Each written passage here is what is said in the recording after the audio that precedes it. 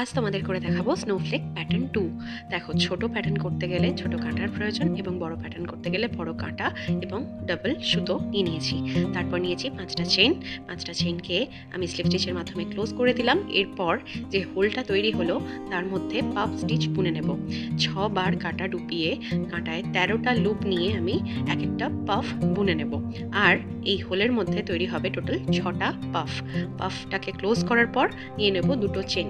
একটা পাফ থেকে আরেকটা পাফে এগোতে গেলে মাঝখানে দুটো চেইন পড়বে। লাস্ট প্রথম পাফের যে চেইনটা তার মধ্যে স্লিপ স্টিচ বুনে 4টে চেইন তুলে নেব। এবার স্পাইক তৈরি হচ্ছে।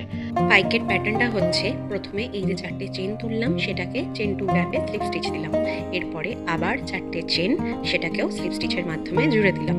এরপর 7টা চেইন নিয়েছি, সেটাকে সেম গ্যাপে স্লিপ স্টিচের মাধ্যমে জুড়তে হবে।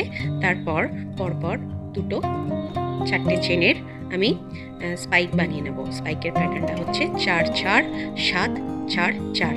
দেখো, লাস্ট 4টে চেন তুলে স্লিপ স্টিচ দিয়ে দিলাম। লাস্ট স্লিপ স্টিচটাও পরের পাফের মাথায় করে নিলাম। ব্যাস রেডি।